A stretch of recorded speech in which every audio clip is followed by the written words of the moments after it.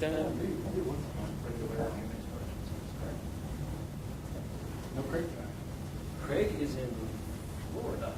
Oh, that's right. Yeah, I emailed him today and said, I'm in Florida, I can't make it. Oh, have a good time. I can't remember, are they Disney World? Of course, I'm putting it on recording now. My feigning of my ignorance.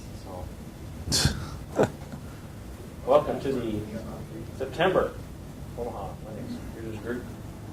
I am John Larson, a systems engineer at Amos. Well, you already all know that. Even Kevin does.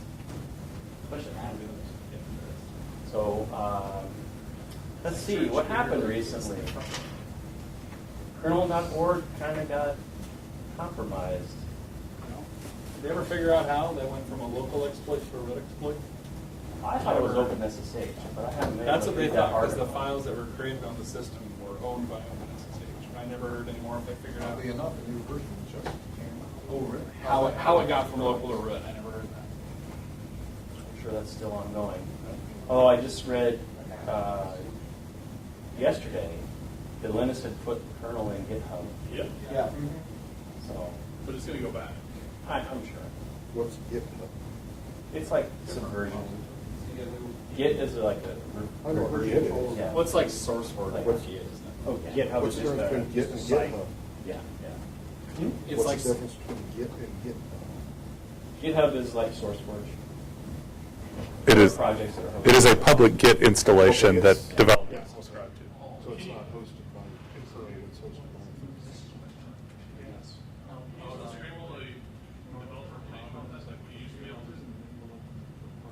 No. GitHub used to have some, Oops. yeah. That's probably been fixed. But who knows? I don't have anything on Git. So, anybody here have anything on GitHub? Checked out from GitHub. You have something on GitHub. What is it? Some little project that I'm working with kind of well. It's not for this later than Really? The next? yeah, the next thing. Oh. It's a Mario game. In Legos? Oh, that's cool. Oh, means you have a presentation in the future here, right? Let's see. I don't think there's anything else. Hal. How would I pronounce your last name? Pomeranz? Correct. Yay! Hal is going to talk about Ext3 file recovery via indirect blocks. Which is a lousy title. Well, it's like a movie. It's descriptive, but not punchy.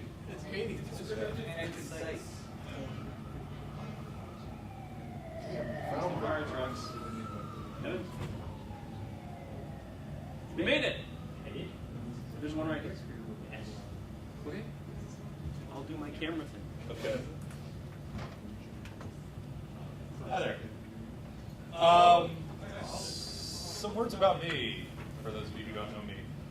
So my name is Hal Pomeranz. Dearborn Associates is my consulting company, which I run with my wife. I'm actually theoretically based out of Oregon, though lately, because of various things, I'm spending almost 100% of my time on the road. This is in fact the beginning of week 4 of 9 on the road for me, where I will spend a total of 3 nights at home during that time frame, and I've already spent them. So the next 6 weeks, totally on the road.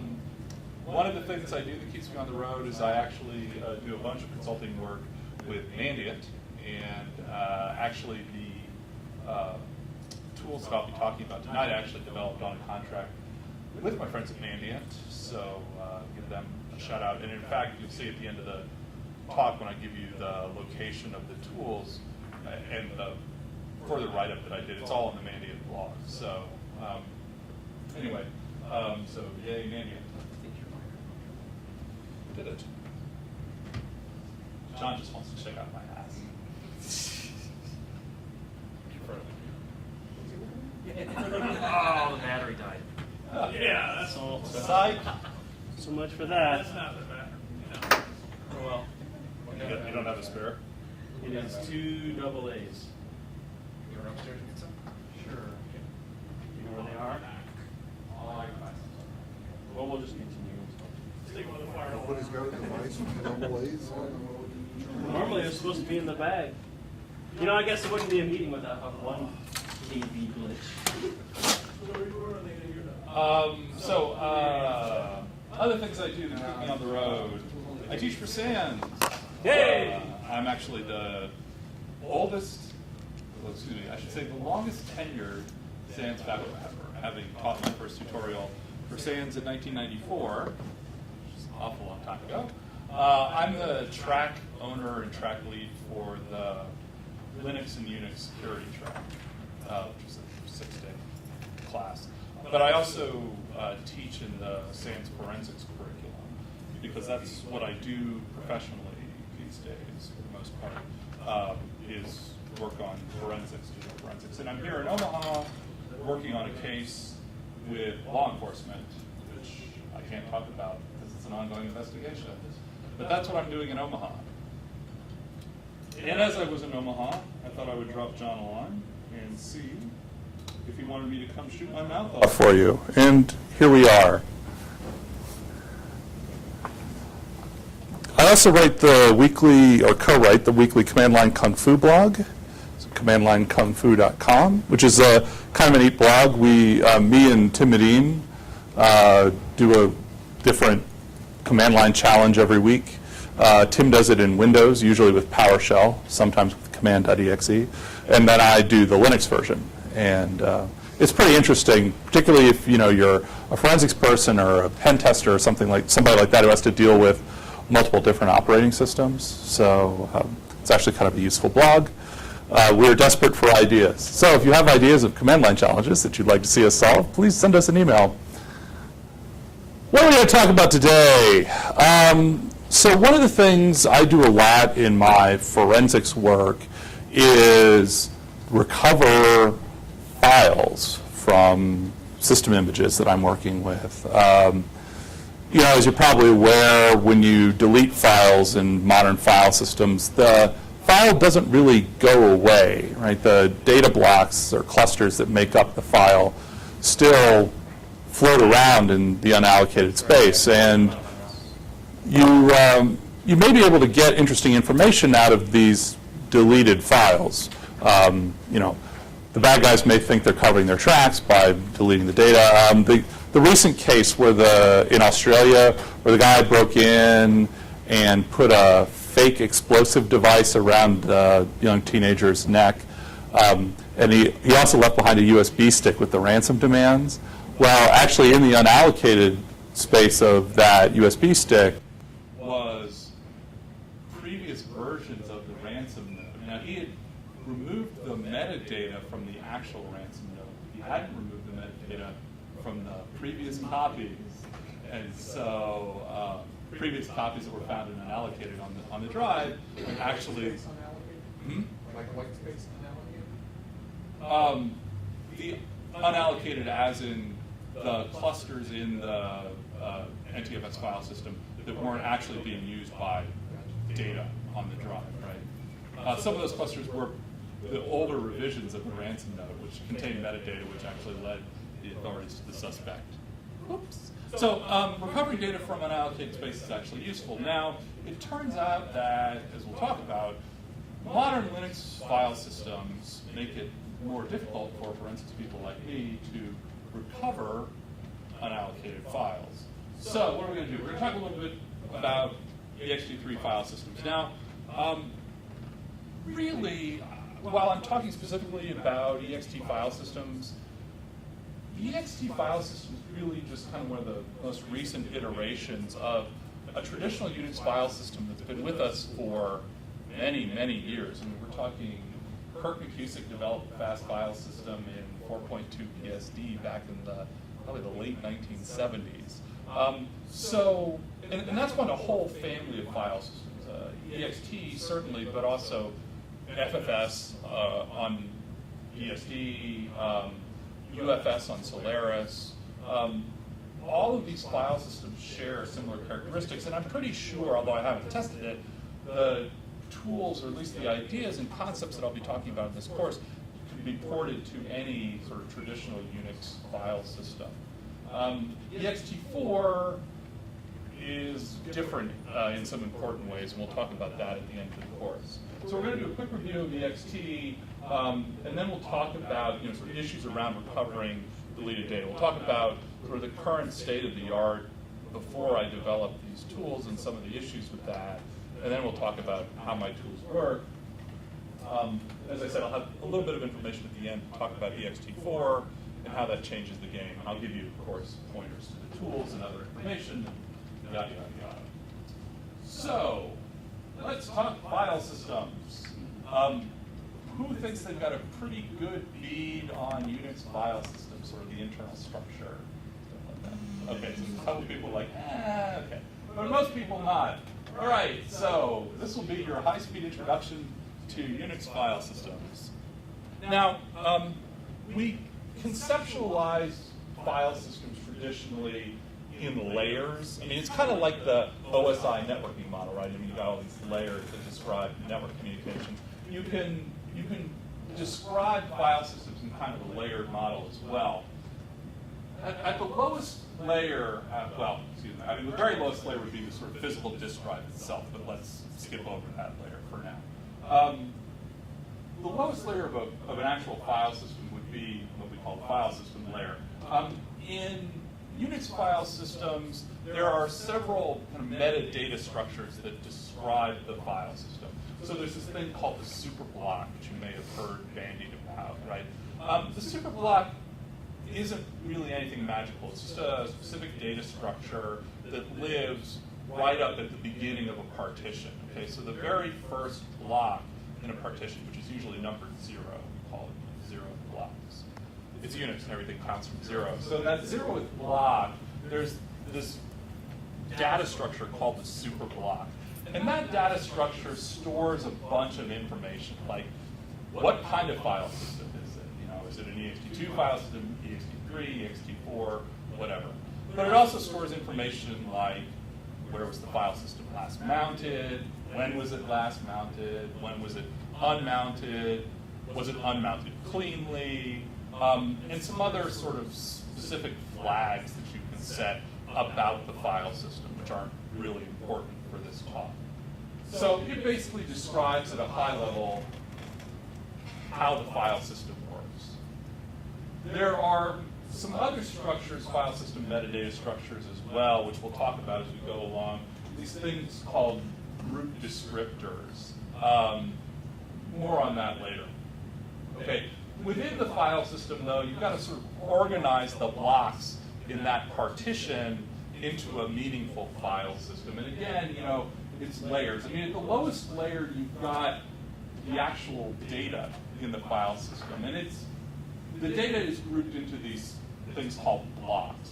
Your disk drive addresses itself in sectors, right? Typically these little 512-byte chunks, which are the lowest, the smallest thing that the disk drive hardware can address. But reading and writing data from your disk drive 512 bytes at a time sucks from a performance perspective, right? I mean, you wouldn't want to do that. So most file systems will gather groups of sectors together into what we call in the Unix file system blocks. In NTFS, you call these clusters, but it's basically the same thing. So you have a group of sectors, which is a block, and that's the sort of smallest increment of data that the file system can read and write data. And in a traditional Linux file system, the blocks are typically 4K big. Okay? So you're always reading and writing data in minimum 4K chunks.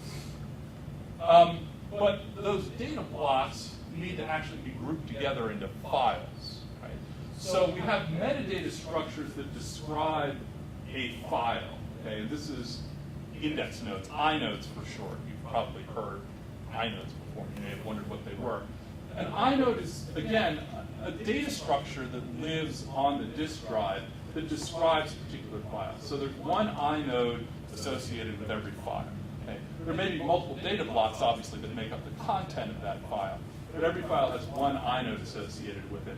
The inode stores metadata about the file. Okay, when people ask me, well, what's in an inode? Okay, basically, the inode stores everything that you would see in the output of ls minus L. Okay, so it stores the owner and group owner, the permissions, read, write, execute that are set on the file. It stores the timestamps that are set on the file. And in traditional Unix file systems, you've got 3 timestamps, right? You've got last access, last modified, and metadata change time, right? The C time on the file. And the C time on the file reflects updates to this inode structure, right? So if you change the ownership on the file, you're updating the inode, and so you're whacking the C time on the file. Okay. All right, so the inode also contains pointers to the data blocks that make up the file. More on that in a minute, because this is where this linkage is where things start getting interesting. Now, as far as the operating system is concerned, the operating system actually only really needs the inode number associated with a particular file in order to reference that file. The way the operating system keeps track of files is by the device number of the partition that the file lives on, plus its inode number within that partition. It's a triplet of 3 values. But human beings aren't really good at sort of remembering random triplets of numbers to find their data. So there's another layer above the sort of inode layer, which is the file name layer. This is sort of the human interface layer, if you will, right? It allows human beings to access their files in hierarchical tree fashion. And the inode stores everything about the file except for the file's name. The file's name actually lives in the file name layer.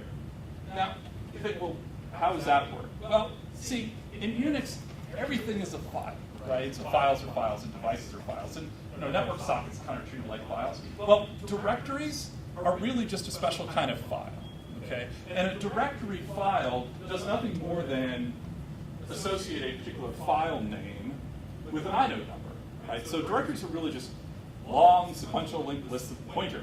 Right? You have a file name, and it points to an inode, and the inode is how the operating system actually accesses your data, right? So, for example, you want to run the user bin SSH program. So the operating system opens the inode for the root directory. It knows where that is. It's always inode number 2. It's also, you can also figure it out by the superblock, but it's always at inode number 2. So you open inode number 2, and you start scanning through the list of file names until you find user, right? Because that's the first thing in the path you want to open, right? So the user directory has an inode associated with it. So the operating system opens that inode, and now it's reading through the list of files that are in user, and it goes until it finds bin, and that has an inode associated with it. So it opens that inode, and now it's reading through the list of files in the user bin directory. Oh, here's SSH, right? And there's an inode associated with that, and that's how it finds the executable. So directory traversal is really just opening a series of these directory files until you find the inode of the file that you're actually looking for. All right, so that is the 5-minute high-speed introduction to the way Unix file systems are organized, right? And that's true of Ext2, 3, 4. Yeah, and most. We can Well, okay, get so rid of leave the Ext4 out of it for a minute, okay? That's fine. But up through Ext3, it works exactly like we're describing here, and it also really works the same on, Solaris's UFS and FreeBSD's FFS. They're all basically the same in this way.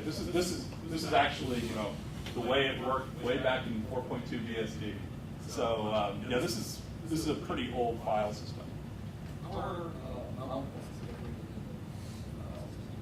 Yeah. So what about mount points, right? I mean, you've got all these different partitions that are mounted, or volumes, whatever you want to call them, that are mounted as different portions of the file system. So it turns out that each volume that you have has a particular major and minor device number associated with it. It's a separate device as far as the operating system is concerned, and there's a separate set of inodes within each one of those devices. So basically, the kernel tracks the device numbers associated with each mount point, and as you cross a boundary between file systems, it opens the appropriate device and then starts reading that file system from the root of the device.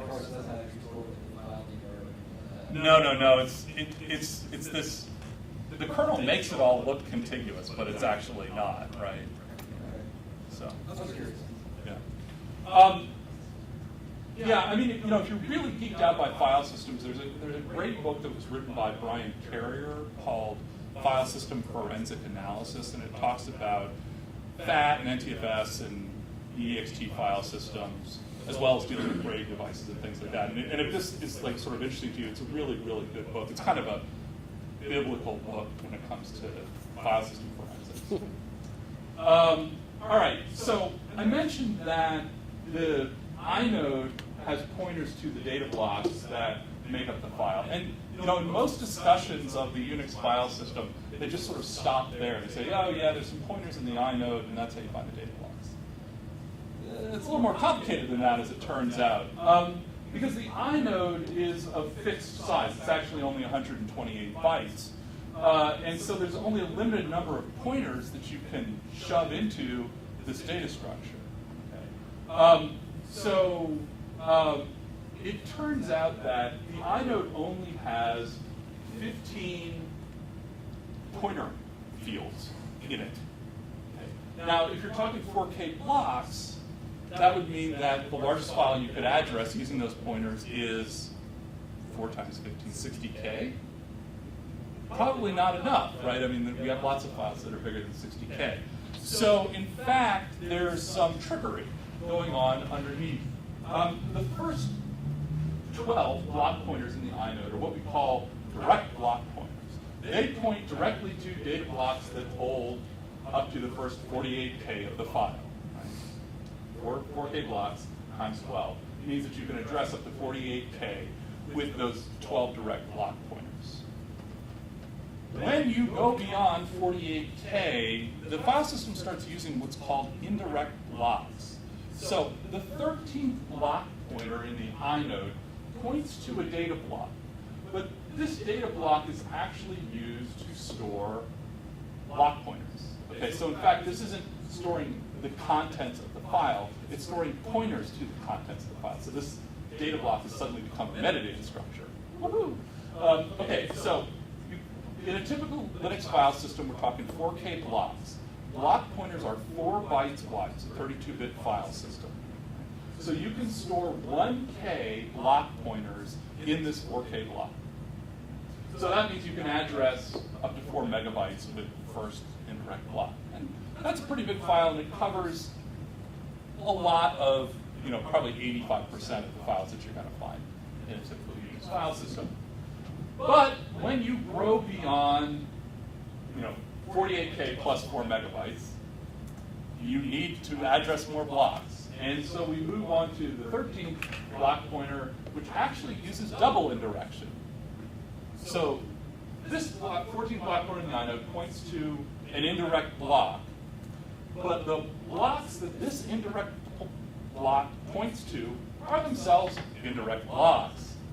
Okay, so now we're talking up to 1024 indirect blocks, each of which points to 1024 data blocks. So we're going up again. So now we've got a total of 4 gigabytes of storage that you can address the double indirection chain.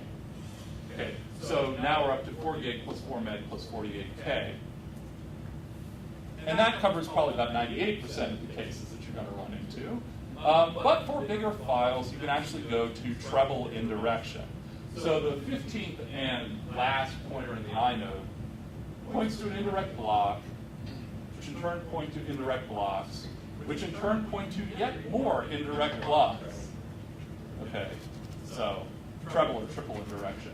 And that gives you a maximum of 4 terabytes of storage. So the largest file you can address in a traditional Unix file system is 4 terabytes plus 4 gigabytes plus 4 megabytes plus 48K. And at the time the file system was being developed by Kurt Kuhusik, that was an unimaginably large file, right? Who will ever need more than 64K of RAM? Yeah, I mean, unfortunately, or fortunately, or however you want to say it, we're actually starting to deal with files that are larger than 4 terabytes. The other thing you should know is that in older Unix file systems, the file size is a 32-bit value, so you can actually only address files of up to 2 terabytes in size.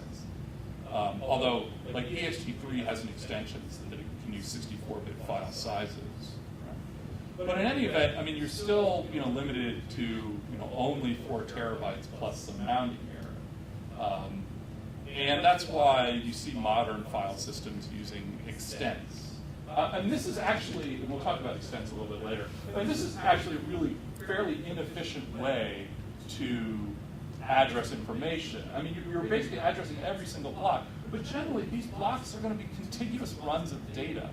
So why should I address every single block? Why don't I just address the beginning of the run and how long it is? And that's what's called an extent. And if you look at Ext4, NTFS, all of these file systems use extent-based addressing. Because think about having to delete this file, right? You've got to follow all of these indirect blockchains to deallocate every single one of these blocks, right? It's hideously inefficient. The delete performance of Ext3 is really, really bad. Yeah, right? If you're constantly creating and deleting large files, you will suffer. And it's just one of the things we know is bad about the sort of traditional Unix file system. Anybody here that uses Smith TV or something Yes. similar that Oh yeah, right. has issues with deleting some of their Yeah, long yeah. recordings? I want to delete that HD movie that I recorded. We'll get back to you on that. Found out the hard way you don't want to do a delete while you're still doing a record on something else. Oh, yeah, this is PAM A little file system. timeout error on the hard drive. Yeah. Dropping data. Okay, so a few more details that it's helpful to understand. I mentioned that there were these file system metadata things called group descriptor tables. Okay, so the way the Unix file system is organized is that inodes and data blocks are grouped together in these things called block groups. Typically, you have 32K data blocks, and usually 1/4 that number of inodes, so usually about 8K inodes in a group. And then there's these block groups are essentially dropped sequentially into your partition. Okay? And the block groups are used to keep data that's likely to be used together, right? So when you create a directory, all of the files in that directory, well, that directory is assigned to the least heavily used block group in the file system. And all of the files in that directory will be placed into that block group, which is in the same general area of the disk.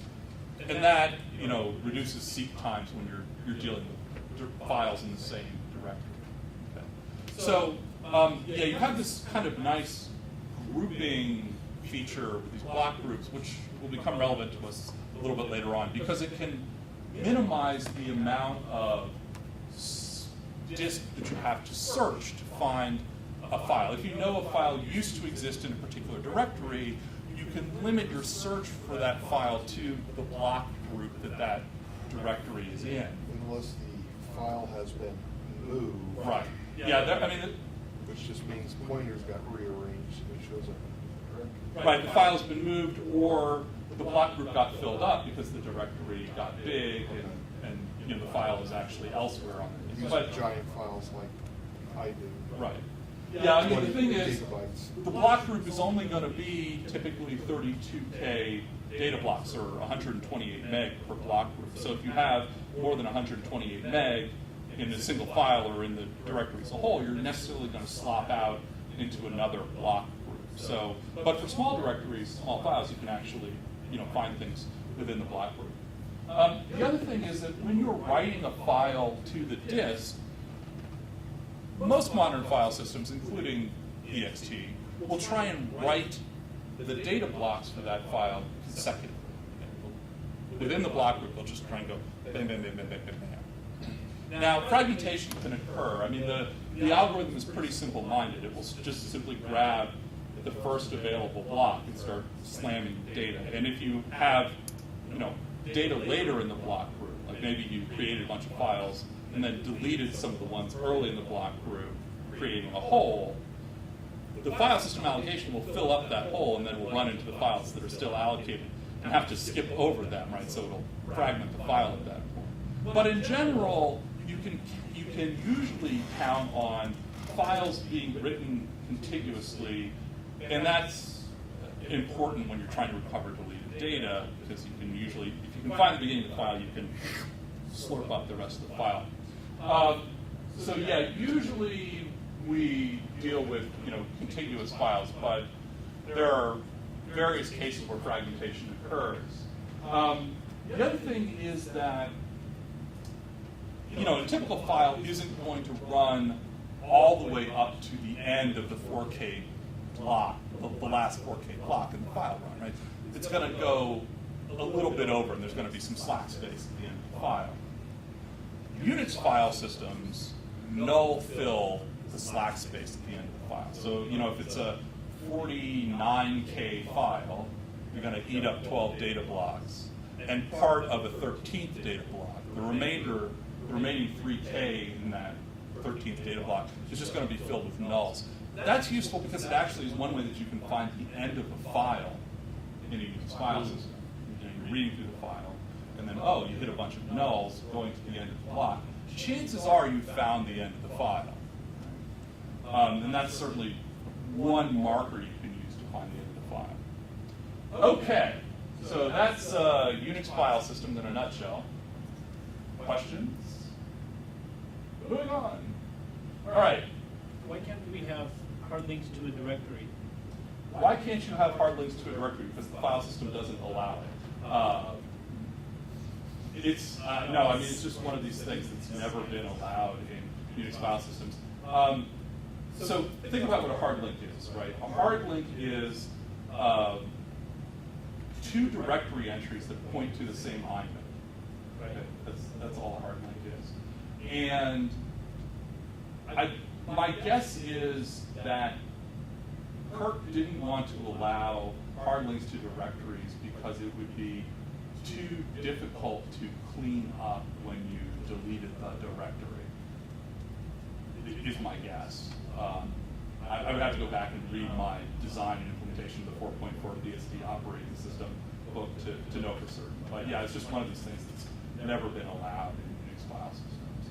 Another thing that comes to mind to me immediately is there would have to be logic in there somewhere to prevent hard links from crossing partitions. Well, the other thing is how do you handle the dot link in the case where there are two pointers to the same directory, right? I mean, how do you know which path to take, right? Well, what's your path? Because if you do a hard link directory, you can call your pixels hard. You can have a hard link going down one directory, and that directory get a hard link going back up. And then once you get that tree, what happens? You end up with a cycle.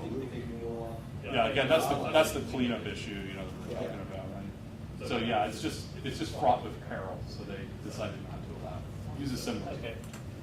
All right. So deleting a file, right? So when you delete a file, the data blocks that make up that file are not erased.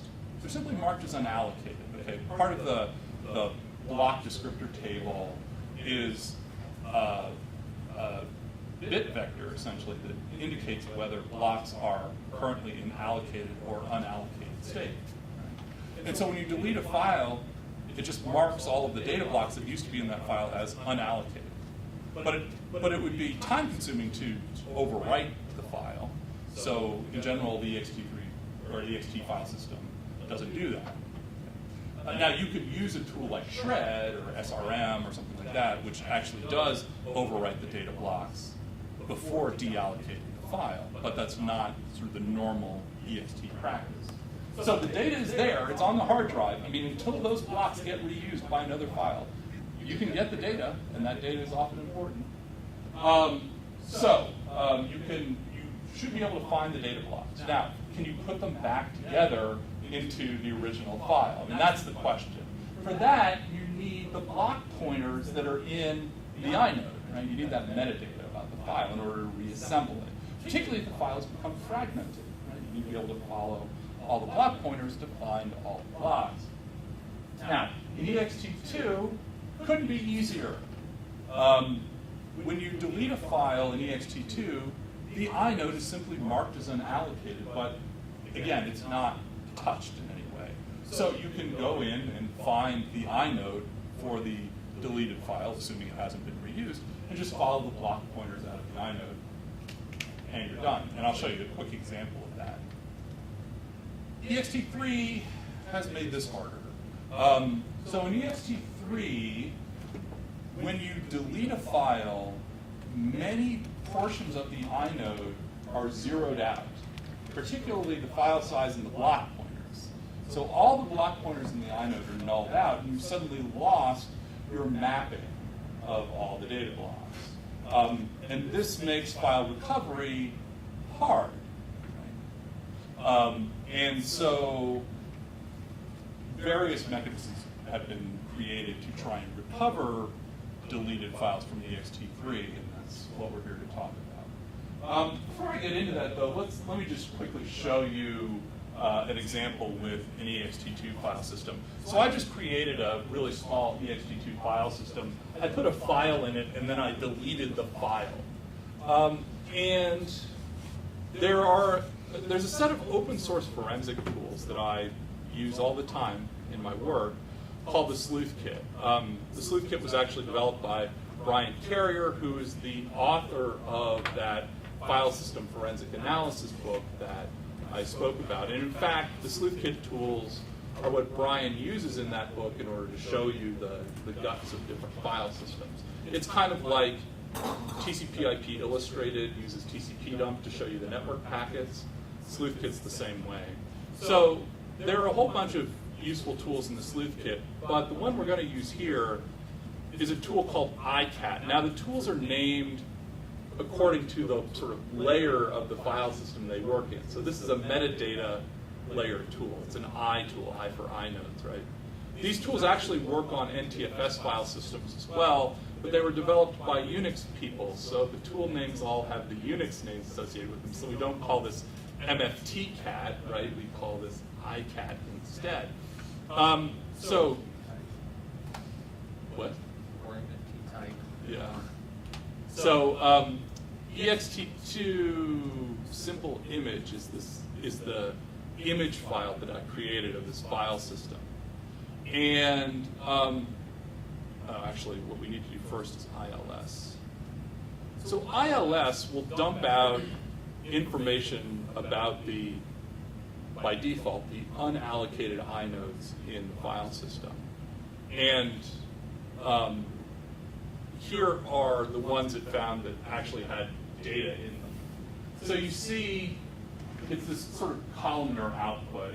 And across the top, it actually shows you what each of the columns is. And if you look closely, you'll see sort of the inode data that we talked about earlier. UID, which is the owner of the file, GID, which is the group owner of the file. Here are the 3 timestamps. Mode is the permissions, number of links. The one we're interested in, though, is the size, right? What I'm looking for is any unallocated inodes that still have data associated with them. And so the way I use this to recover files in Ext2 file systems is I just run the tool and I look at the last column. And what I'm looking for is entries in the last column that actually have a non-zero value in here. Right? It's an unallocated file that still has data associated with it. And out here in the first column is the actual inode number. Okay? So I should, if I can somehow dump the file by inode number, be able to get back the contents of that file. And there's another tool in the Sleuth Kit called iCat, which is just like cat in a regular Unix file system, except that it uses inode numbers instead of file names. Okay, so I can just iCat, oops, and again I give it the name of the file system, and then the inode number, which in this case is 1714, and there are the contents of the file. And I just made it silly so you can see that it works. Now you think, well, God, nobody uses Ext2 anymore, and why is that useful? It's funny. Within the last year on the SANS forensics mailing list. We actually had somebody mail in discussing a case where they were analyzing a printer that might have been used to print, sensitive company information. And when they pulled the hard drive out of the printer and they hooked it up to their forensic analysis workstation, it turns out the printer and the embedded operating system of the printer used Ext3 as the file system on the hard drive of the printer. So it actually, you'll find Ext3 in embedded devices like that still today, from time to time. And so this is really, really useful for recovering data in those scenarios. So for Ext2, it's easy because the block pointers don't get zeroed out. So I can just ILS and ICAT to my heart's content and get back files, as long as none of that data has been reused. Okay. Ext2, easy. Ext3, not so much.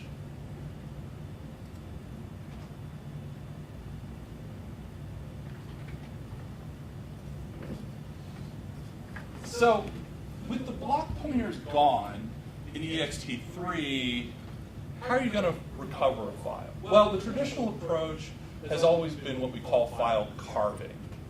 Essentially, you're relying on that contiguous data aspect of files we were talking about earlier, right? You assume that the blocks in the file are all going to be laid out, bang, bang, bang, bang, bang, one right after the other. So what you do is you figure out a signature, a pattern of hex that marks the beginning of a file, and then you slurp up a bunch of data until you either can identify some sort of end signature for the file, or you reach some sort of predetermined limit. Now, for a lot of files, this is actually pretty straightforward because structured files like Microsoft, structured storage documents, OLE, standard Microsoft Office documents, JPEGs, GIFs, PDF files, all of those sort of very structured binary file types have very clear beginning and end of file signatures. Okay? And so file carving actually works decently on those kinds of files. But there are some sort of known issues with dealing with carving, particularly in the Unix environment. So one thing is, in a lot of cases in Unix, you might not be dealing with a file that has that kind of nice binary structured format. I mean, we deal with a lot of text files, right? And even the binary files that we commonly deal with in Unix, like gzip files, right? There's a marker that marks the beginning of a gzip file. They all start with the same 4 hex bytes, right? Magic number. Yeah, right. The magic number for the file is all the same. But gzip files are sort of run length encoded. They just end when they end. There is no sort of trailing footer on the file which marks, hey, you've gotten to the end of the gzip file. Right? For some of us old timers, end of file number. Yeah, right. There is no EOF. Modem. I mean, other than maybe looking for a bunch of nulls, at the end of the block that might mark the end of the file. So one thing is sort of lack of signatures in Unix land. The other problem, of course, is that even if the file is contiguous on the disk, you've got the indirect blocks sprinkled throughout the file, right? So 13 blocks in, there's an indirect block, which is actually not data, it's metadata. Right? Hey, you've got metadata in my data. You've got chocolate in my peanut butter. Right? Yeah, and then 1024 blocks after that, bang, bang, you've got the beginning of the double indirect block pointer chain, right? So again, you've got metadata that's sort of in the middle of the file. And if you just sort of naively slurp up all the blocks until you reach something that looks like the end of the file, well, you're going to have these metadata blocks in the middle of the data run, and then when you try and look at the file, it's all jacked up because of these extra blocks in the middle of the data run. And then, of course, the real problem, of course, once the file gets beyond a certain size, it's guaranteed to fragment, and it may actually fragment before that if it's in a heavily used directory. So fragmentation is death for a file carving system, and you see this happen where yes, you found the beginning and end of a Microsoft Office document, but that file is actually fragmented around a smaller file, which is now embedded within the middle of the data run that you just carved out. it jacks up your file. So fragmentation blows file carving out of the water. Now, I'm focusing in on the bad things about file carving, but the reality is, we use file carving a lot in forensics, and it generally works pretty well. But we can do better. So let me just show you an example of a file carving tool, just to give you a flavor for how this goes. So one popular tool is a tool called Foremost. And there's another one called Scalpel, which people use as well. So Foremost is a command line tool, and basically Foremost comes with a configuration file with beginning and end of file signatures for many popular formats. All of the typical ones you'd expect. All the image formats like GIFs and JPEGs, and video formats like WAV and MPEG files, and Office documents, zip files, gzip files, and things like that. And you can basically just point Foremost at a file system, and it will carve out everything it finds that matches its signatures.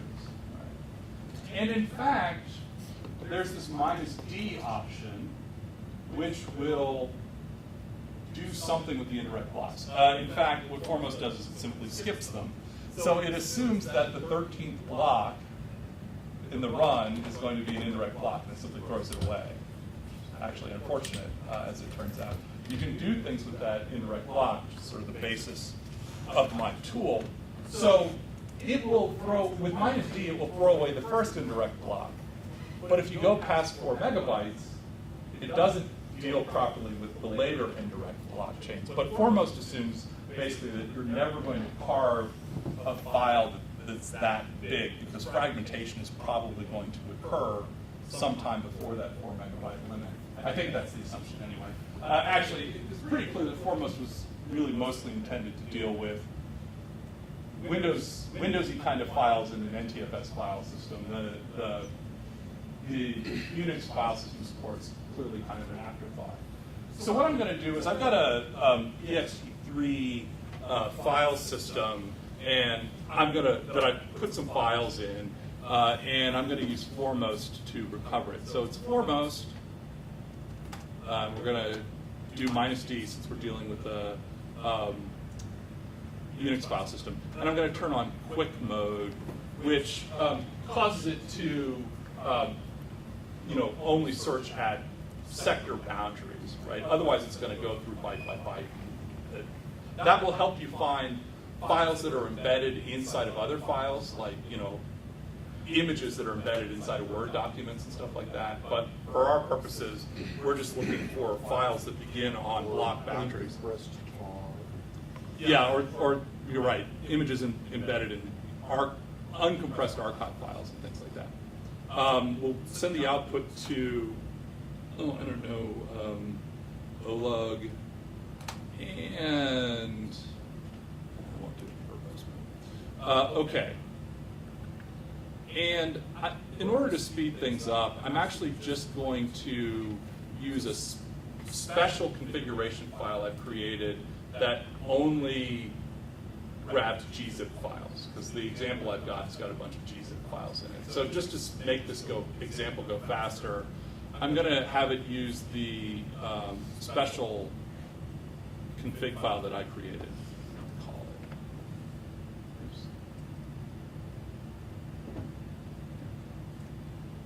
it. Oops. So rather than having it search for all different kind of files, I'm just going to have it focus in on one. And then I need to give it the name of the image.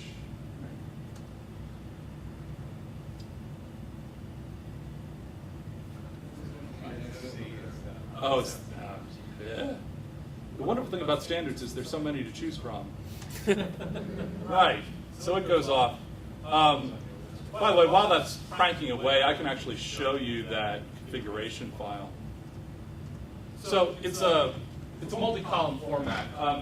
This is just a name that you give your entry. Foremost will take any files that it finds matching this signature and drop them into a subdirectory named GZ in this case. Y means that this is a case-insensitive pattern. It doesn't matter in this case because I'm using hex digits as my pattern. But if the magic at the front of the file that I was matching was a string, like SQLite, right, or something like that, then case sensitivity matters. This is the maximum file size that I'm going to let Foremost have. So you'll notice I have no end-of-file signature for gzip files, so I'm telling you basically to grab 5 megabytes worth of data before it gives up. And then this is the beginning of file signature. So gzip files always begin with the 4 hex digits, 1F8B0800. So Foremost is going to run through and look for any sector that begins with this pattern, and when it finds it, it's going to slurp up, in this case, 5 megabytes of data, which is actually, of course, going to take us beyond the double indirect blockchain, which is going to cause us problems when we try and recover these files. Now, I think Foremost is probably finished in the background here. Yep, it sure has. So if I go down into the OLUG directory, and I stop hitting my caps lock key,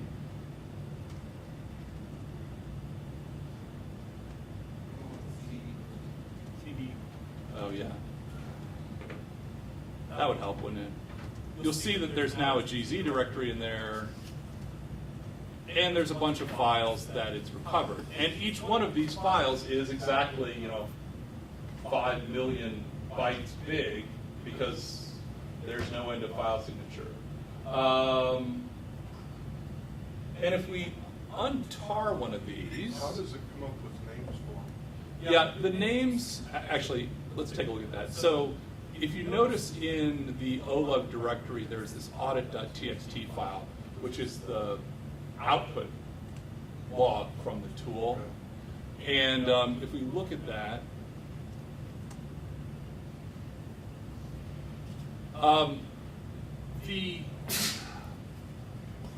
this is what you would see if you ran Foremost and verbose most too, by the way. So those numbers are, I believe, the sector count into the image, right? See, it's dealing with block size 512. You can see up at the top of the column.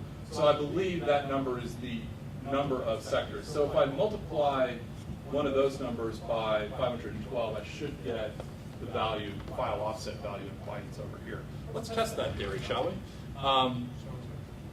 I'm going to take that number and do it the old-fashioned Unix way. Oops. Multiply this number by 500. 10346. Yeah, it's the same number. Right. So yeah, so the file name is the number of sectors into the image where it found the signature. Of course, these are 4K blocks. So really, to find the block number, you would divide the sector number by 8, but it doesn't really matter. It's just a file name. All right. So anyway, it found 5 gzip files, and because I put the files into the image, I happen to know that they're gzipped tar files. Okay. So let me try unzipping one of these. So tar ZTF this file. Okay, and this is actually the Perl source code. Yeah, and so you'll see that you actually get an error at the end of this file, right? Now, the error could be because I've run off the end of the tar file. The Perl source code is actually, I think it's like 12 megabytes in size. It's huge, right? So I didn't tell Foremost to carve enough data. It turns out, though, that actually what's causing this error message is it's hitting the double indirect block pointer about 4 megabytes into the file, and that doesn't look like a tar head, so it blows up at that point. So this works fine on some of the other files in the directory, which are actually smaller. So let me try another one of these files. Let's try this file. I don't want to extract it. Let's just get the table of contents on this file. That one's too big too. Let's try the next one.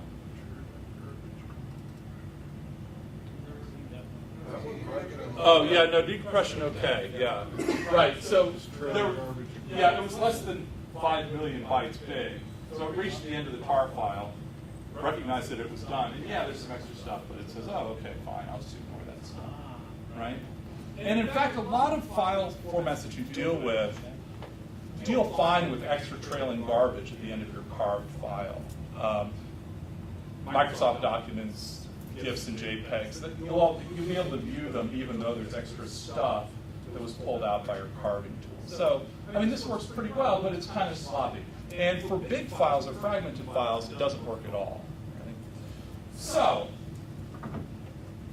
I was working on a case, and we had a big tar file, right? And I could see that this tar file used to exist because there were directory entries with the file's name, right? So when you delete a file from a directory, the directory entry in the directory file isn't overwritten either. You can actually see the file names of deleted files in the directory entries, okay? So I could see by scanning through the directories that there was this deleted file, and the file had a name that was extremely relevant to the case I was working on. Let's just put it that way, okay?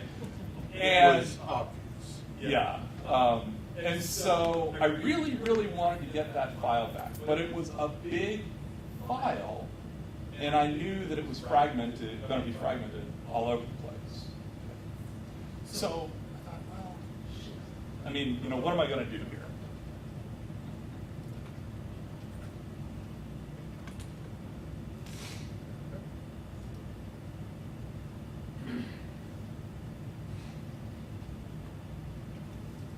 And that's what led to the tool.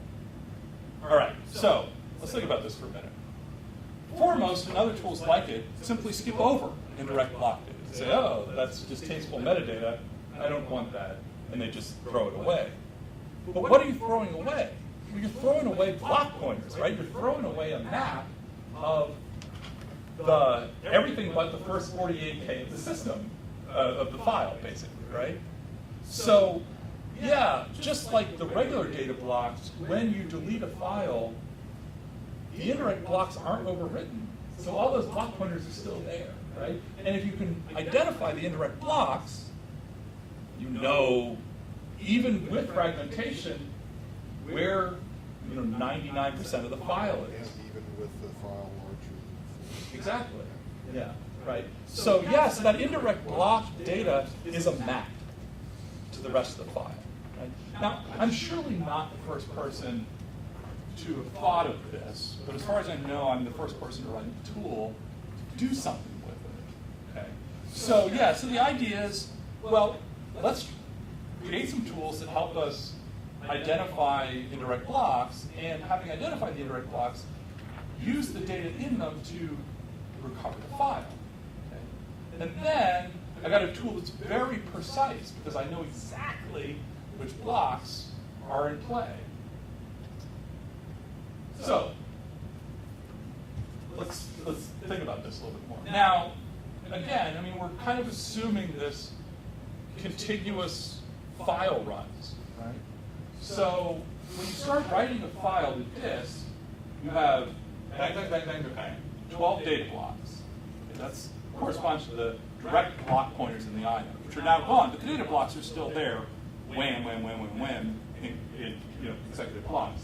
And then the 13th block is going to be the first indirect block, right? Single indirection.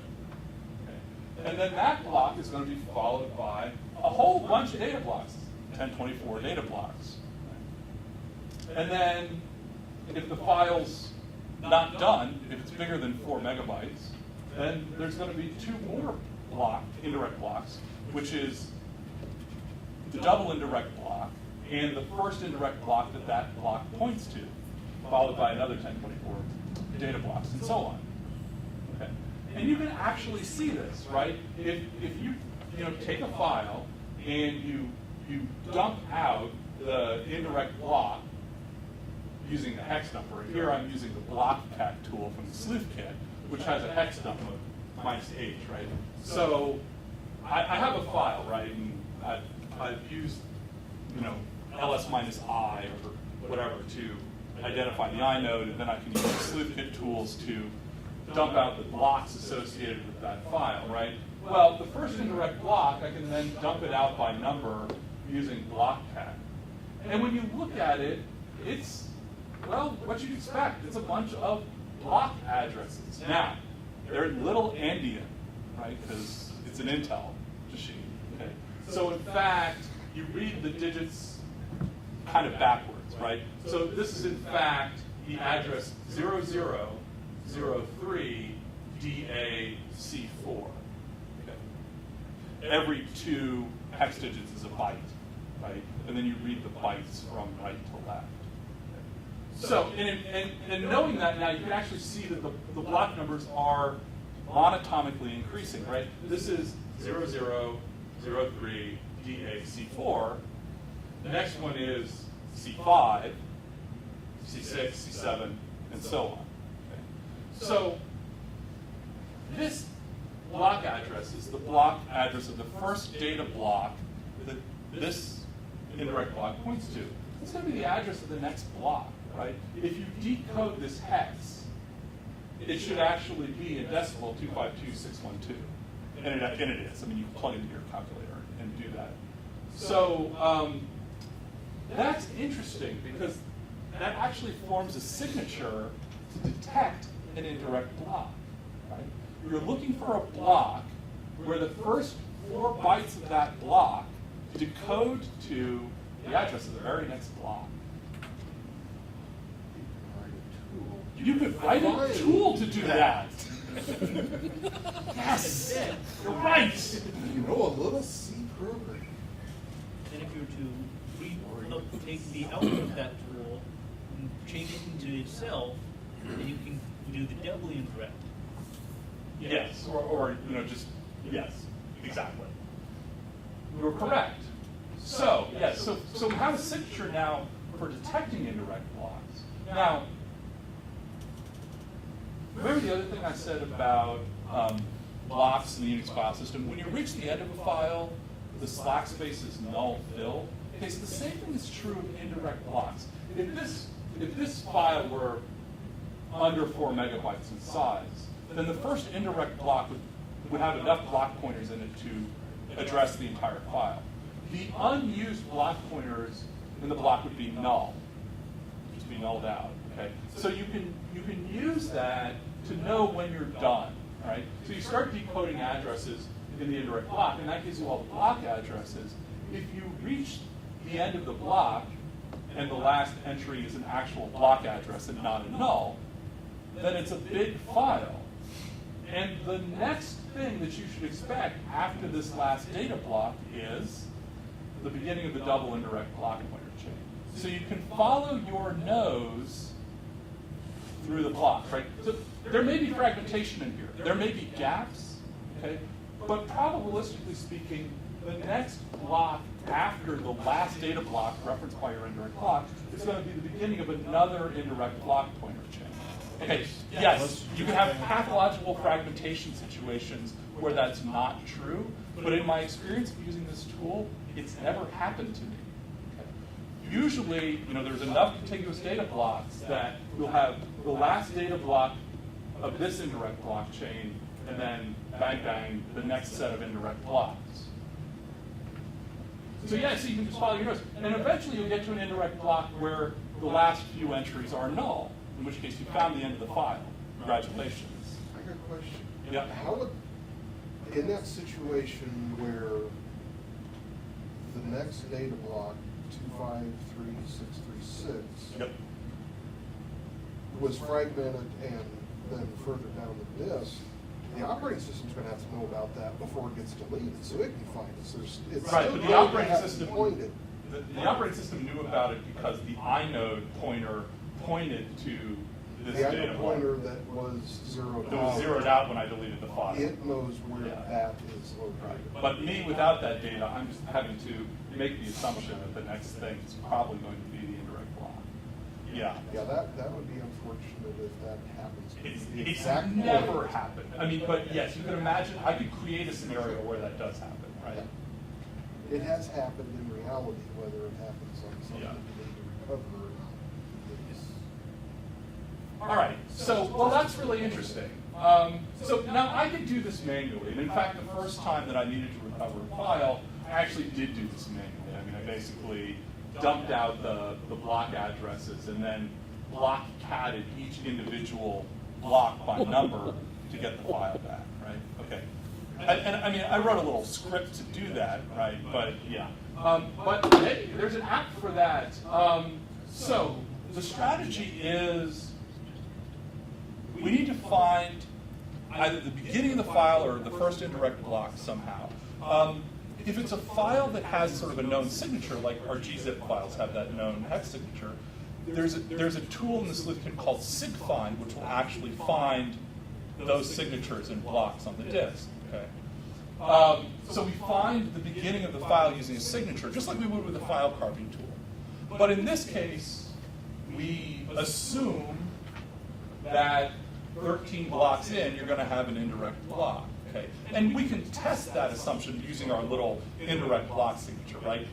Do the first 4 bytes of that block decode to the address of the 14th block, right? Then it's probably an indirect block, and we'll just start following our nose at that point. And again, you know, if you run to the end of the indirect block and you don't have a null block address, then the next thing is probably going to be the double indirect chain, and so on. And I wrote an app to do that. Okay, so here's the sigfind tool that that I talked about. This is a sleuth kit tool. I didn't write this part of it. So you say sigfind, you can give it a block size, which basically says only look this many bytes, right? Because we're looking for the beginning of a file. It's got to begin on a block boundary. So every 4K bytes, look for 1F8B0800, and we can run that off real quick.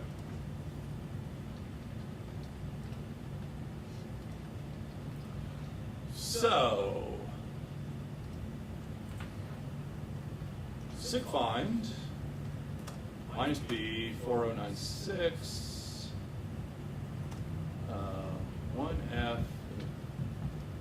1F 8B 0800 from Ext3. Oh, I'm in the wrong directory. Yeah, that'll work better. As I was saying, sigfind minus B 1F8B0800 Ext3 example image.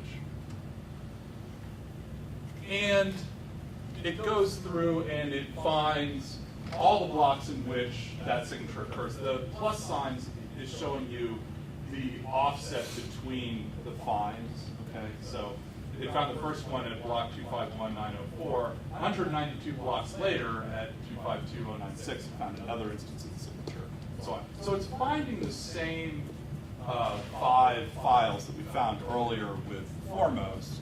Okay. And so now is where my tool comes in. Having found one of these files, we can actually pull it back using my tool. So my tool is called FRIB, File Recovery via Indirect Blocks. And it's really, I got to tell you, it's just a Perl script because I was lazy.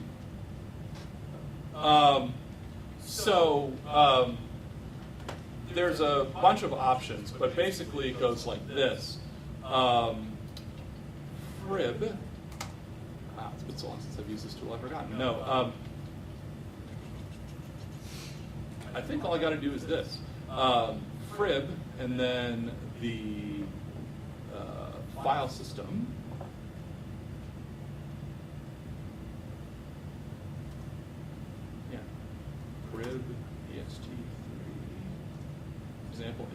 and then you just give it one of these block offsets, which is the beginning of the file. Now, it's going to spit the recovered file to the standard output. So I'm going to just use output redirection to send it to, we'll call this recovered 1.gzt.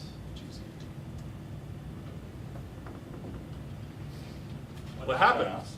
Yes, it is fast. It's remarkably fast, actually. And it's pulled back a largish file. Right? And if I tar ZTF this file, there's my tar file. All nice and put back together for me. And I got to tell you, the first time I ran this tool, it just worked. And I leapt up out of my chair, and I did the whole happy dance thing, right? I was like, I am too sexy for this file system, too sexy for this file system.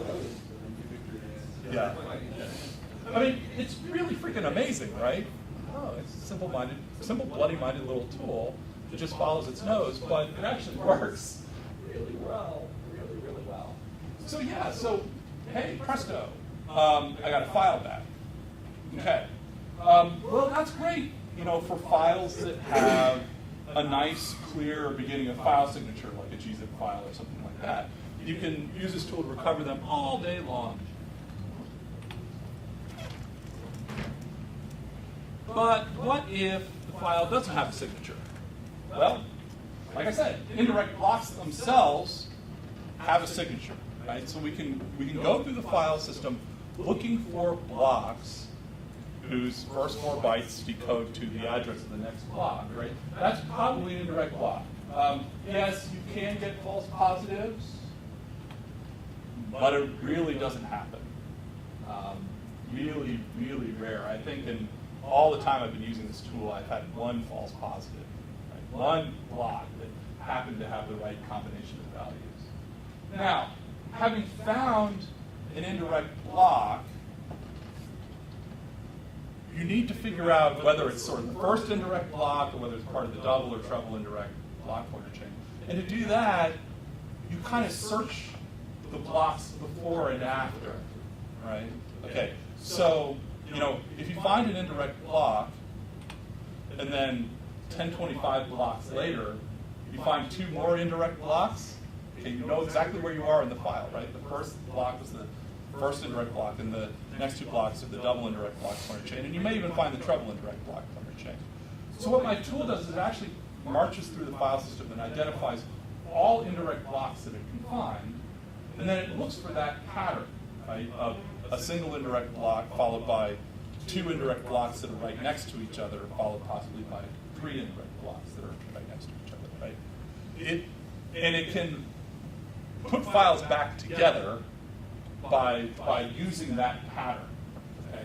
And the beginning of the file, once you've identified sort of where the first indirect block is, the beginning of the file should be, well, 12 blocks before that. The first 12 blocks prior to. Right, that's the theory anyway, right? Again, assuming no bad fragmentation has occurred. But most of that works, okay?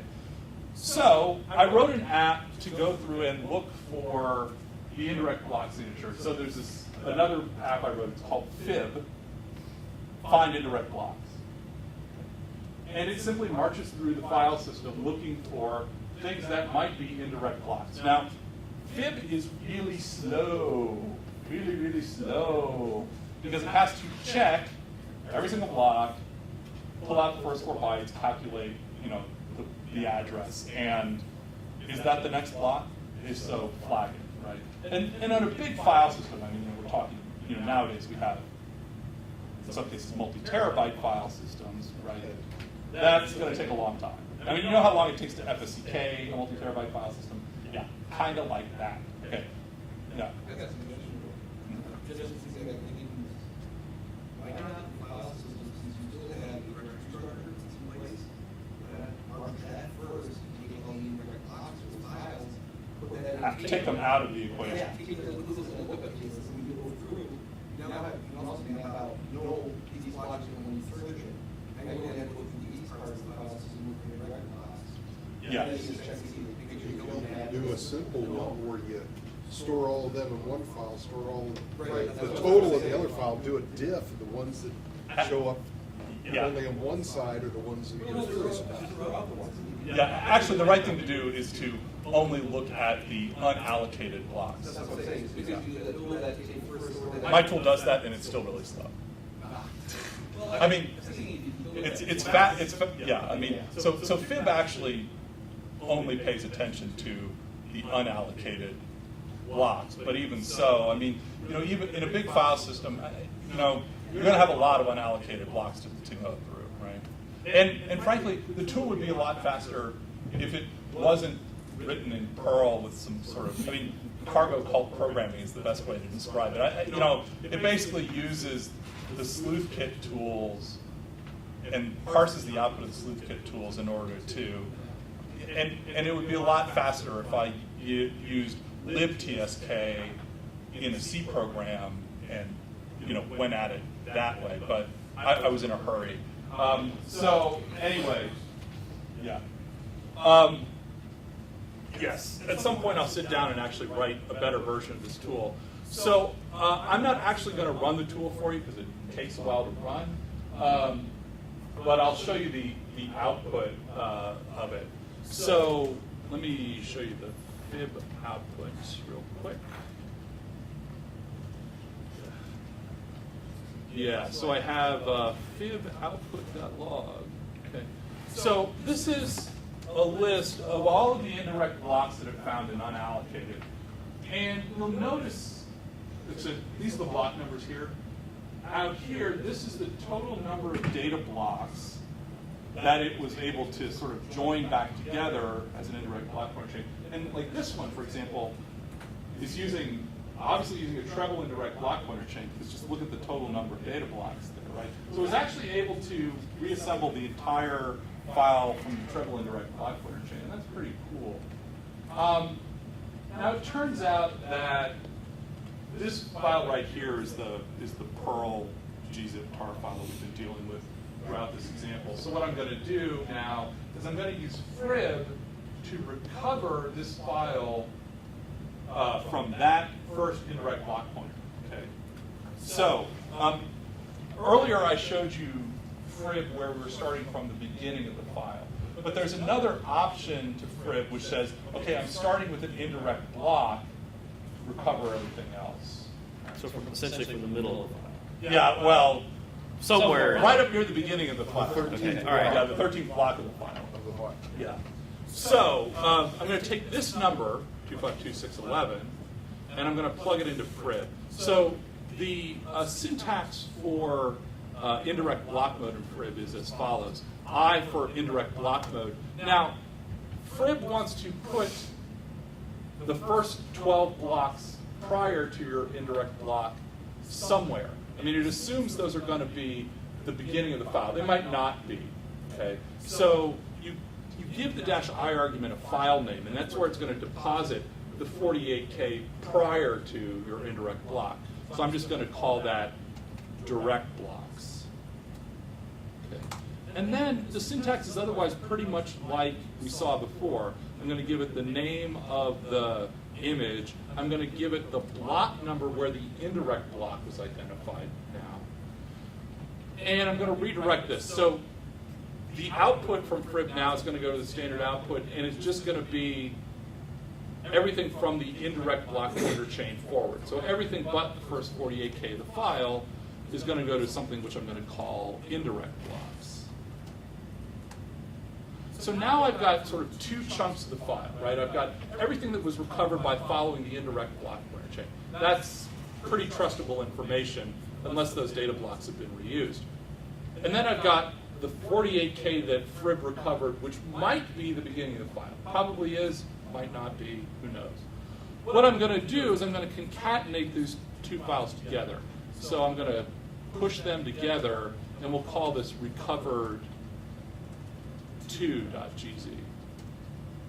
And in fact, if I MD5 sum the two files, you'll see that they're identical. Okay?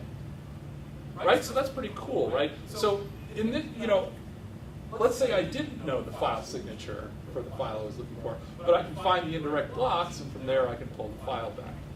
In fact, this, it's tedious if you're recovering a lot of files to produce two separate files and then reconcatenate them back together. So you can actually do this instead.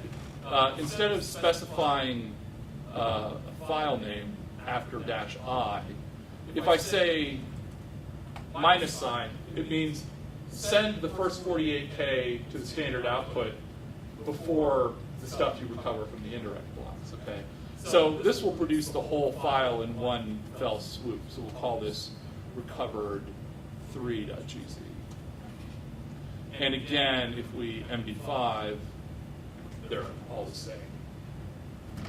So now I have two ways of recovering files. I can either do it from the beginning of the file if I know the file signature at the beginning of the file, or I can locate the indirect block chains in the file and pull back everything from that point onward and the 12 blocks before.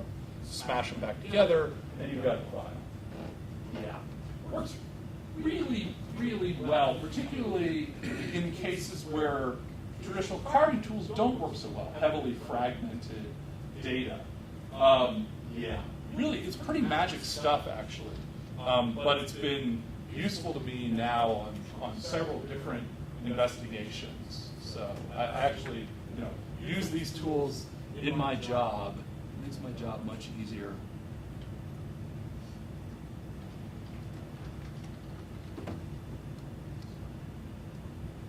Okay, so let's talk a little bit about fragmentation at this point. Fragmentation is a walk in the park if the fragmentation occurs within the chain of blocks that are pointed to by an indirect block, right? I mean, who cares if there are gaps in that numbering, because the indirect block tells us exactly where things are. The places where fragmentation kills you are in the rare case where you get that pathological fragmentation between the end of one indirect block and the beginning of the next part of the indirect block chain. Or if the file is fragmented somewhere in the first 13 blocks, right? Because then, if you're starting from the indirect block, you can't find the true beginning of the file because the beginning of the file is somewhere else on the disk. And if you start from the beginning of the file, you can't find the indirect block because it's not 13 blocks ahead, it's somewhere else, right? Again, it's rare to find that. I mean, it's rare that you have Take a such. full file system for Yeah. the case of Or a directory fragmentation that's, happening in the first 13 blocks. or a directory that's churning heavily. So like if you've got a log directory like var log and you're constantly deleting old files and rotating new ones through, you can get, because the allocation algorithm is first available, directories like that that are very active can often get badly fragmented. But really, it's a very rare occurrence. Okay? But even in those cases,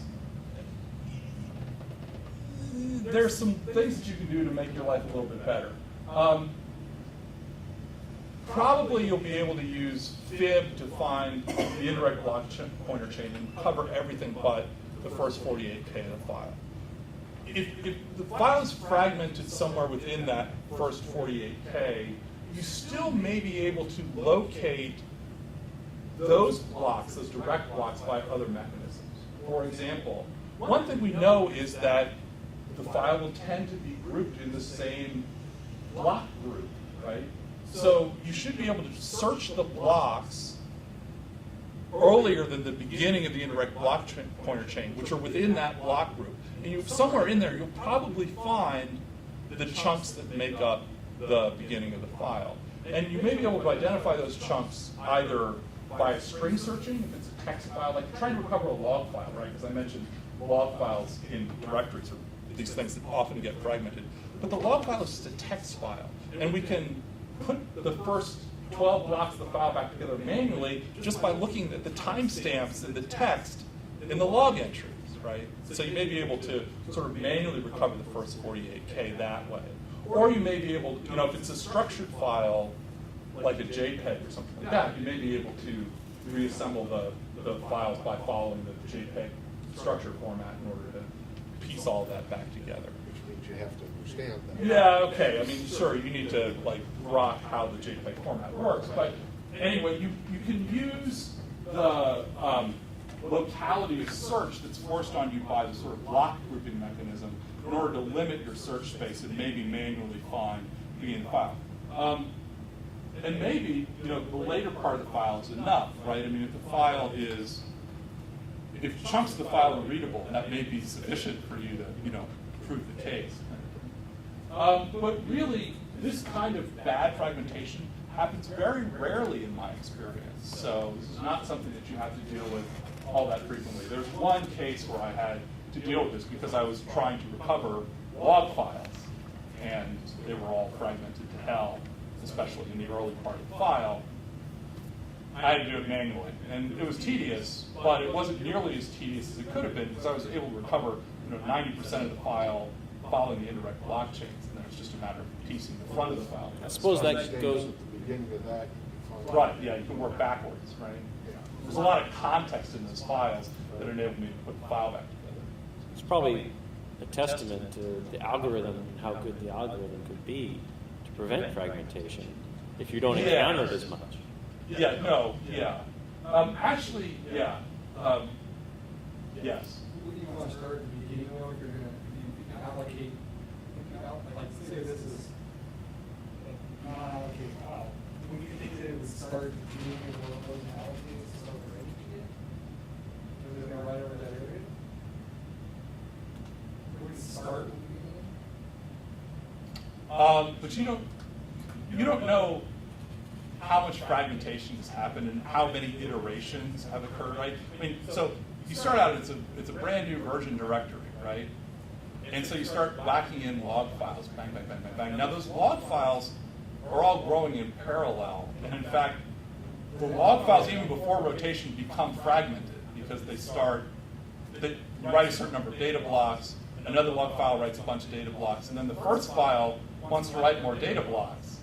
But the second file is in the way, so it needs to leap over the second file and grab some more data blocks. So even without rotation, in directories where you have growing files like log files, you get a lot of fragmentation. Now, let's say we have, you know, like 5 log files all competing for blocks going out through the block group. Now, it's time to rotate the log file, okay? Well, actually, several rotations happen, and then it's time to delete the oldest log file, right? Okay, so you delete a bunch of blocks, but it's a whole fragmented chain of blocks, right? And then the next file that comes through starts using those blocks, but competing with other files to grab those blocks. And so it becomes very convoluted the more time has been going on in this directory. I'm just saying, we could start with the first block, that would contain the inode and the, we can start with the first block, if it was gonna rewrite it, and that take you an hour. Well, what is the first block? It's the first available unallocated block that's not being used by some other file, right? So the problem is you've got some files that are allocated already, some files that have been removed and their blocks are free, but where in the file system is where in the block group is the first free block, Okay. right? So it gets very complicated very fast. But most directories in Unix are not that way. Most directories in Unix are very static, right? I mean, think about it. Most of your user file system, right, it gets installed when you install the operating system for the first time. And modulo, you know, patch updates and things like that, nothing ever changes. You know, the files just sit there forever, pretty much. So Users' home directories, normally there's a creation of the file, it gets written, it's yeah, right. static. User at that home point. directories don't churn that much, right? They do one file at a time churn as opposed to log file where every so often different log files write different things and they grow at different rates. Right, they may be using a text editor that every time they save the file, it doesn't incrementally add blocks to the file, it writes a new file Yeah. every time, right? Yeah, it does, the whole file gets written in the log. So anyway, What was that? the short answer is fragmentation occurs relatively infrequently in Unix file systems. All right, so let's talk about Ext4. I've been sort of deliberately ignoring Ext4 in this conversation. Ext4 is very different. In fact, my tool doesn't work because Ext4 now uses extents, right? So rather than addressing every single block using this inefficient indirect block mechanism, instead, the way you address files in Ext4 is an extent, which basically says, okay, this is where this extent begins relative to the beginning of the file, right? So it's logical offset within the file. And this extent starts at block 1, gives the physical block address, and is this many blocks long. Okay. So, and all of that data is stored in the inode, or in, when you run out of space in the inode, it once again grabs a data block and uses it to store extents for the file. But unlike Ext3, when you delete a file in Ext4, not only are the inode extent structures nulled out, but the data blocks that have been co-opted to hold extent structures are also nulled out. So you completely lose all of the metadata about the file when the file is deallocated. Now, it turns out that extents can be very large, and you don't actually, usually you only need the extent structures that are in the inode to describe the file, unless the file is very fragmented or very large. So, in any event, bottom line is, when you start dealing with the Ext4, you lose all the metadata, and you're back to file carving again. There's no metadata that you can find that will help you reassemble that file. So you just got to go back to using your carving tools. Now, the good news is that there are some features in Ext4 which tend to inhibit fragmentation. It will do delayed allocation, and basically it'll kind of wait to see how much data you're going to put into the file, and then write it all to the disk contiguously. But you still have the case, Ext4 still uses block groups, right? I mean, you can't, even if you're writing into a brand new virgin empty block group, you can still only write 128 megabytes of data contiguously before you're forced to fragment the file. And of course, since most of the block groups will have some data in them, fragmentation is going to occur well before 128 megabytes in most cases. But for recovering reasonable sized files, file carving works okay. And the other good news is that we don't have the little indirect blocks sitting in the middle of our data runs, right? There's no metadata we need to skip over when we're file carving. We can just slurp up the entire extent, which makes life a little bit easier. And yes, Ext4 is the standard, default file system in most of the newer Linux distributions these days. But just like our example of the printer with an Ext2 file system, I mean, Ext3 is going to be with us for a really long time. I mean, there's lots and lots of systems in production which will be running Ext3 file systems for the next 10 years because nobody dares turn them off, right? So, yeah, you'll be dealing with Ext3 file systems for a long time. And, I should point out that while I use these tools to catch bad guys, you can use them to recover accidentally deleted files that you really need to get back. So it's a good life preserver if your users have deleted a file and you don't have a backup. You can actually pull it out using these tools. So where do you get the tools? blog.mandiant.com. You'll find an article there by me with a little white paper that describes these tools in a bit more detail. It gives you some information about some of the other options that are available. And if you have questions, you can get a hold of me at any of these addresses. This is my main personal email. This is me at Mandiant. This is me at Sans. It actually goes to this email address, but this one's easier to remember. I write a lot for the Sans Forensics blog, so if this kind of geeky Linux forensics goodness turns you on, there's a whole lot of articles by me at the Forensics blog. I wrote a whole in-depth series of articles, up to like 5 or 6 articles now about Ext4, where I actually go at the Ext4 file system structures with a hex editor, and I show you where all the fields are. So if file systems geek you out, you'll love that article. What? I actually wrote it late last year. I announced it at the DoD Cybercrime Conference back in January of this year. That was a huge mistake. No, not announcing it wasn't a huge mistake. The venue was a huge mistake. I failed to put it into the R&D track at DoD Cybercrime.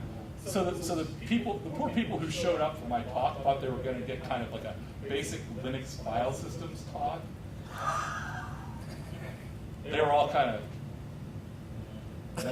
so the wrong people showed up for that talk. So I redid this talk at the SANS Forensics Summit, which happened in Austin back in June. And in fact, if you go to the SANS website, you'll find another video of me giving this talk there. So.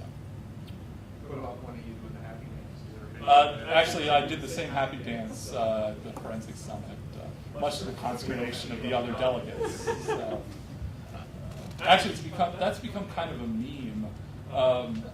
I made the happy dance joke in one of my SANS Forensics classes, and one of my students actually put together a T-shirt that you can find on Zazzle, which is a picture of me with the word balloon, "I'm too sexy for my dongle," too sexy for my dongle. My wife bought a copy of that T-shirt and sent it to my mom. You want to meet her. You got to bring her next. In pink, of course. I like your wife already. My mom, of course, said, "What the hell is this? You know, what does this mean, right?" Yeah. Anyway. So yeah, the Hal I'm too sexy thing has become kind of a meme. Other questions? Not I've got one that doesn't have anything to do with recovering files. Okay, we'll talk about that one in the bar. Other questions related to the presentation? Go ahead. Apparently, you've been preempted. What about like let's say they've got rate control like non-lock and rate controllers. Does it work the same way for those? Does it like that? Well, okay, so independent of the RAID hardware or software, whatever you're using, within the volume, there is a file system that is an Ext3 file system if you're using this tool. So, yeah, so I mean, it's sort of independent of the volume management you've got going on underneath. If you can get an image of the logical Ext3 file system, you can use this tool on it. Now, if somebody's just handed you a bunch of hard drive images and they said, oh, hey, these might have been part of a RAID, then there's a whole other exciting set of tools you get to use to reassemble those images into a consistent file system. And does that involve basically getting a photo of the hardware or the graphics themselves to try to reassemble? Yeah, right. I mean, yeah. So you've got to figure out, as you're saying, all of the parameters that were used to set up the RAID structure, which includes things like the stripe size and all of that. And you've got to be able to identify which drive is which. You know, it's like, oh, this was the 5th drive, which means it was used to store parity. You know, so there. And in fact, if you read Carrier's book, he actually has a whole chapter devoted to reassembling RAID devices. Or you could pay a data recovery service a whole bunch of money to do it for you. It requires deep technical knowledge. It's not, I mean, I always have to. I can't remember how to do it off the top of my head. I mean, I always have to look at the book and put it all back together. So if I have trouble with it, you all are surely going to have trouble with it because I do this for a living. But I mean, that's becoming more and more common, right? I mean, you're dealing with these huge, massive data sets that are on, potentially on proprietary storage hardware or SAN equipment, and you've got to be able to somehow get back to the logical file system that you need to analyze. We have a member that's actually from Lincoln that works at the university, and he's in the physics department. They're working with CERN doing data crunching for the Large Hadron Collider. So they're dealing with petabyte file systems. Very big files. Well, the question I have is file system related, so it's just.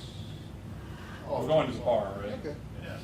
Booze bar. Everybody that's not going to the bar might want to hear the answer to it, though. Okay, Hang on, before everybody goes,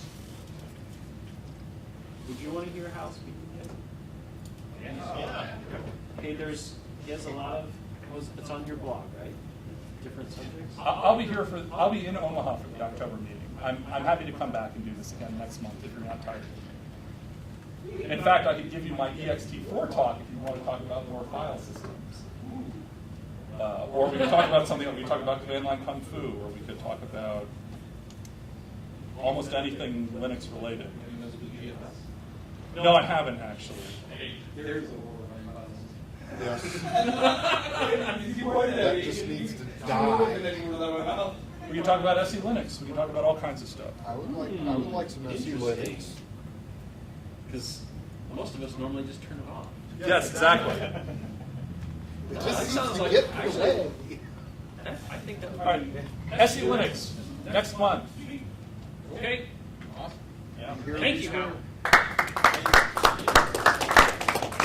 Okay. I'm on kind of an evangelical mission about SE Linux. Yeah. That's it for tonight. AKA Red Hat. And As long as you don't deviate. yeah, follow it as intended, as